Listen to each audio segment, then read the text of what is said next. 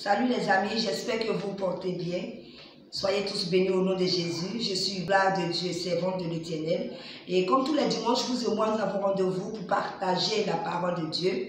Et sans plus tarder, nous allons prendre notre Bible dans Luc 9, le verset 62. Luc 9, verset 62.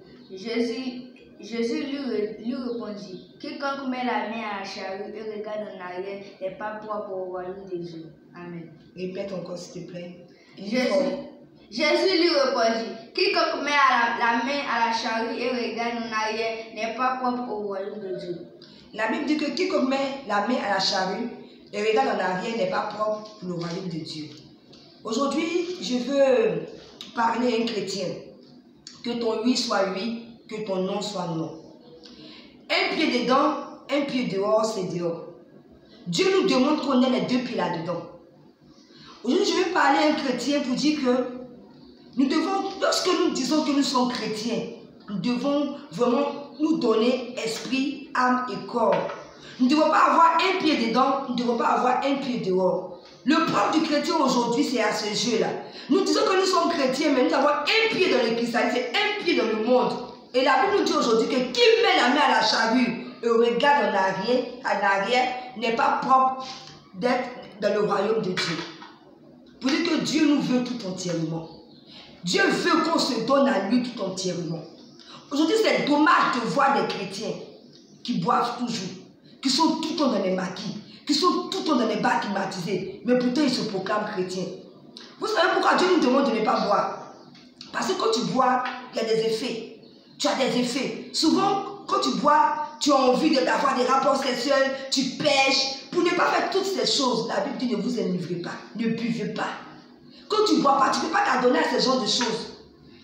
Mais l'écriture d'aujourd'hui, on ne voit pas la différence entre le chrétien et le païen. Quand tu vas des maquis, c'est les chrétiens qui sont remplis là-bas. Ils sont en train de boire, de fumer, de faire n'importe quoi. Quelle est la différence entre toi et le païen? La Bible dit celui qui regarde en arrière n'est pas digne d'être un enfant de Dieu. Alors ce matin, je vais parler à un chrétien, que notre oui soit oui.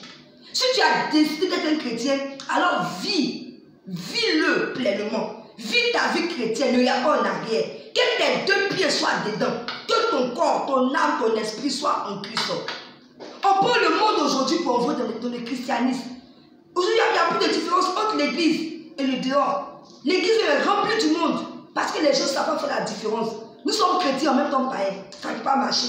Soit tu es chrétien, soit tu es païen, il faut choisir. C'est la même chose, excusez-moi aussi, pour les hommes de Dieu. Des hommes de Dieu qui ont été appelés, mais qui font n'importe quoi. Soit tu es homme de Dieu, soit tu n'es pas homme de Dieu, il faut choisir. On ne joue pas avec Dieu. Dieu n'est pas l'ami de quelqu'un. Dieu n'est pas le jeu de quelqu'un. Et quand on veut parler, on dit non, on ne touche pas au point de Dieu. Je ne suis pas en train de critiquer, mais je suis en train de dire la vérité. La Bible dit que si tu aimes ton prochain, il faut lui dire la vérité.